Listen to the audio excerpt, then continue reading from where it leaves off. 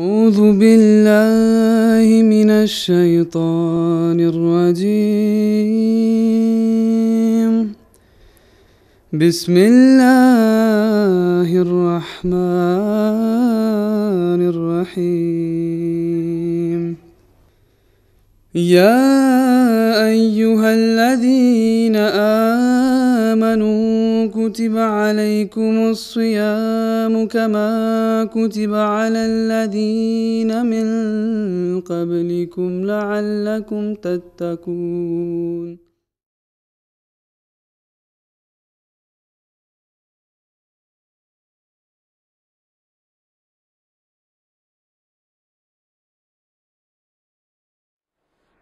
أعوذ بالله من الشيطان الرجيم. بسم الله الرحمن الرحيم. اللهم صل على محمد وعلى آل محمد كما صليت على إبراهيم وعلى آل إبراهيم إنك حميد مجيد.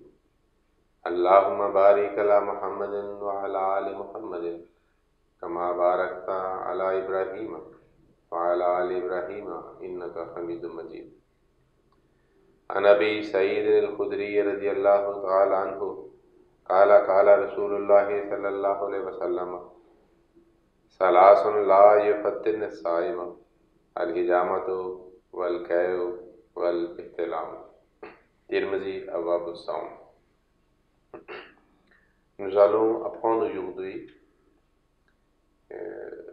qu'il y a certaines choses que nous pouvons le faire et ces actes ne peuvent pas causer la rupture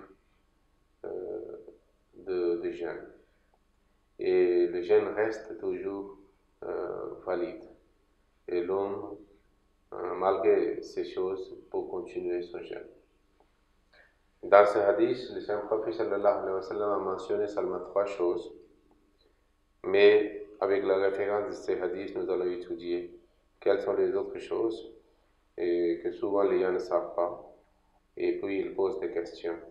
Si le jeûne reste toujours valide ou ça cause invalidation du jeûne.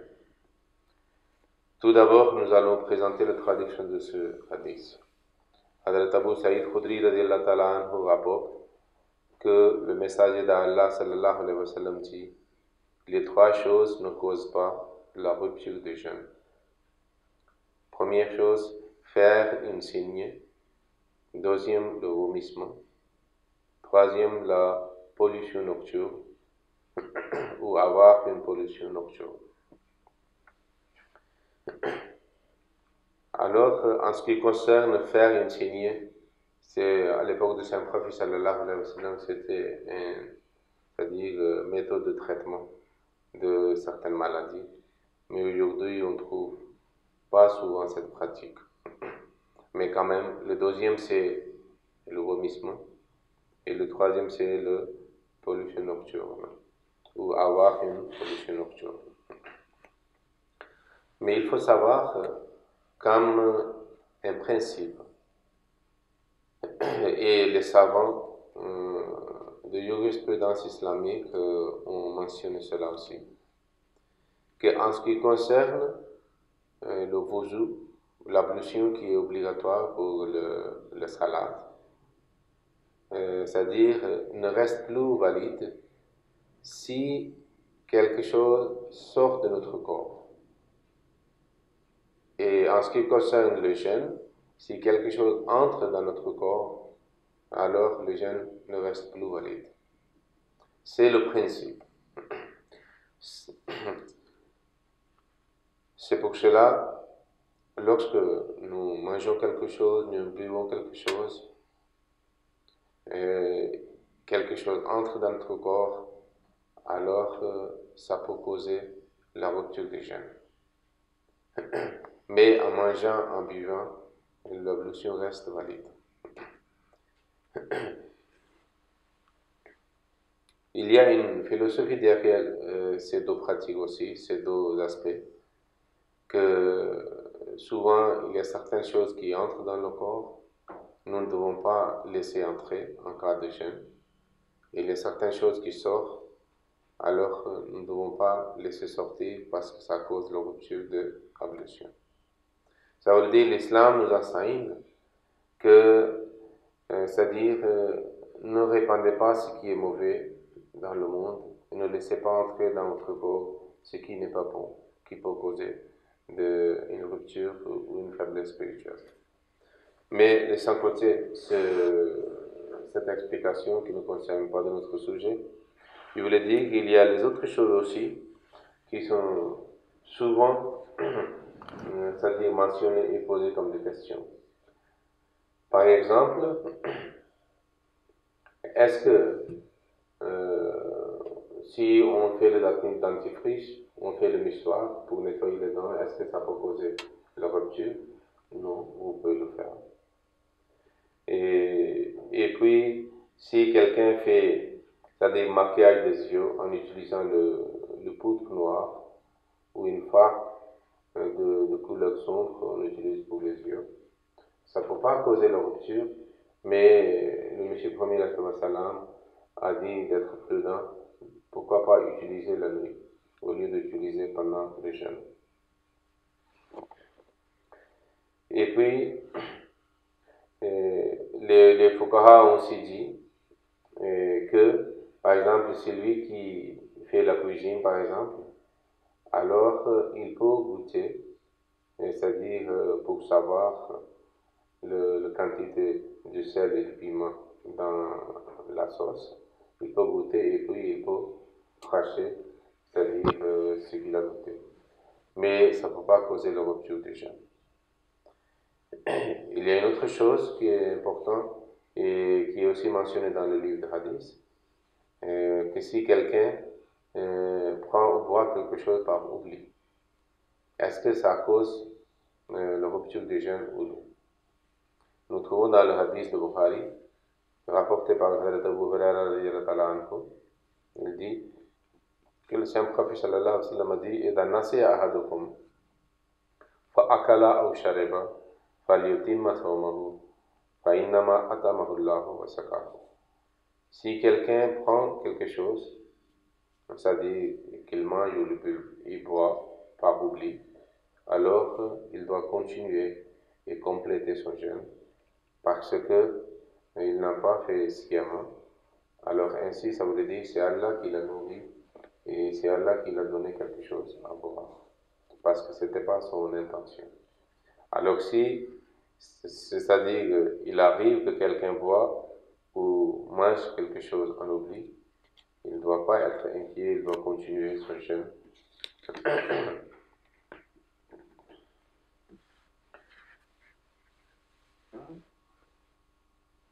Maintenant, des fois, on demande que, par exemple, si on met quelque chose dans les yeux, comme le médicament, ou dans les oreilles, ou dans le nez, donc, est-ce que ça peut causer la rupture du jeûne?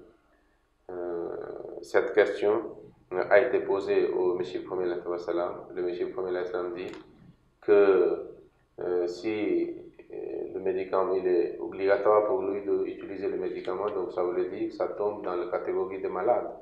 Et pour le malade, Allah dit dans le Saint-Coran de ne pas, c'est-à-dire observer les jeûnes. Et puis, il ne doit pas observer les jeûnes. Et à la fin de Ramadan, il faut, c'est-à-dire observer la même quantité de jours pour le jeûne, pour le remplacer, pour le rattraper. En ce qui concerne,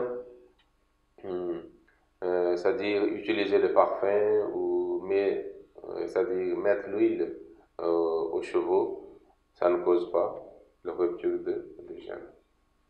Si par exemple, lorsque on prend le douche, on fait ablution, si, c'est-à-dire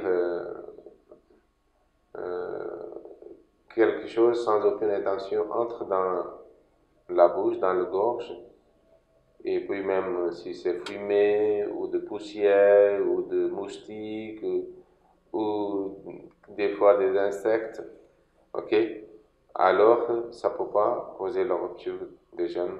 L'homme doit continuer.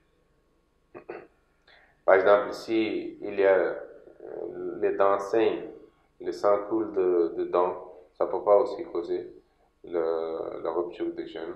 l'homme doit continuer à le faire. Mais si quelqu'un vomit, c'est-à-dire intentionnellement, c'est-à-dire c'était pas spontané, donc il n'a plus le jeûne. Il doit, c'est-à-dire remplacer par un autre jeûne après le Ramadan. Alors ainsi, nous avons appris aujourd'hui qu'il y a certaines choses que nous devons apprendre qui ne causent pas de rupture des jeûnes. Mais en même temps, nous devons être prudents et essayer de protéger notre jeûne sans négliger son importance et ses bénédictions. Okay? Que Allah nous apporte la vraie compréhension de l'importance et des bénédictions du mois de Ramadan et de tirer les bénédictions maximum de ce mois béni. Allahumma salli ala Muhammadin wa ala ali Muhammadin wa barik wa sallam innaka hamidun majid.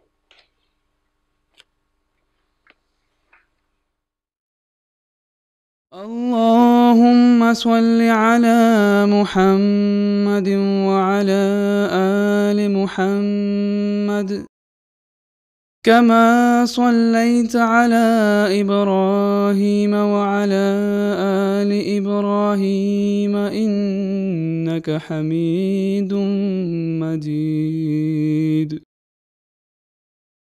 اللهم بارك على محمد وعلى آل محمد كما باركت على إبراهيم وعلى آل إبراهيم إنك حميد مجيد.